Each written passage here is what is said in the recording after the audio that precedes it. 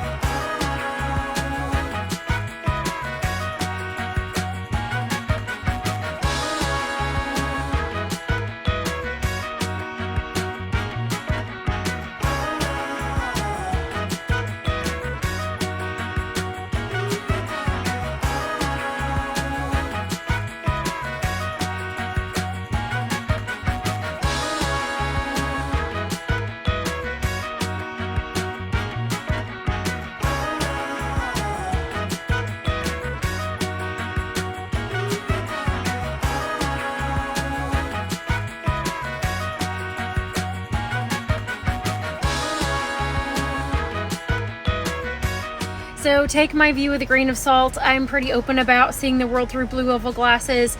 The way that Ford puts things together is very natural, intuitive, and logical to me. I like this vehicle. It drives very smoothly. It is easy to handle and steer and park. Not wild about this gear shifter that you push for park and you push for neutral. You lift for reverse, you lift for drive. I'm sure they had a reason for that, and I don't know what these weird little finger holes are beside the gear shifter. I'm sure someone can explain that to me. I will also admit that I drove it from the 3rd floor to the 7th floor and back down, and I've got it down. So it's very easy to adapt to, even if you're used to something completely different. You know, some of these controls are a little bit confusing. I'm gonna give this vehicle a little bit of grace because I did take the key from the service department and they're not finished with it yet. The lift gate doesn't work in the back. I do like how the seats fold and in particular that I can fold down the third row seat from the driver's seat.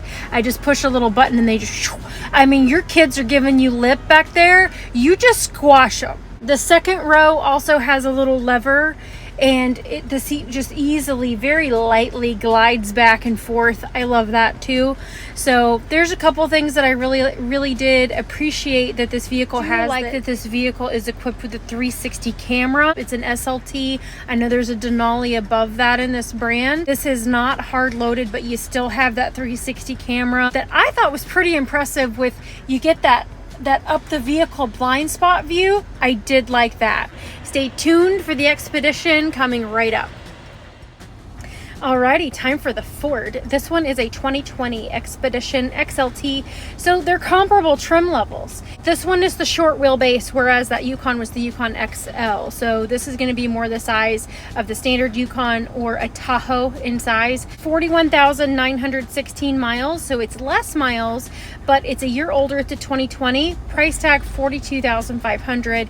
This one is really nicely equipped, and again, my Ford bias is just going to come right through here, and I'm going to tell you everything is way easier to figure out, probably because I already know where all the buttons are and what they do, but I'm excited to show it to you nevertheless. I hope that you enjoy the video.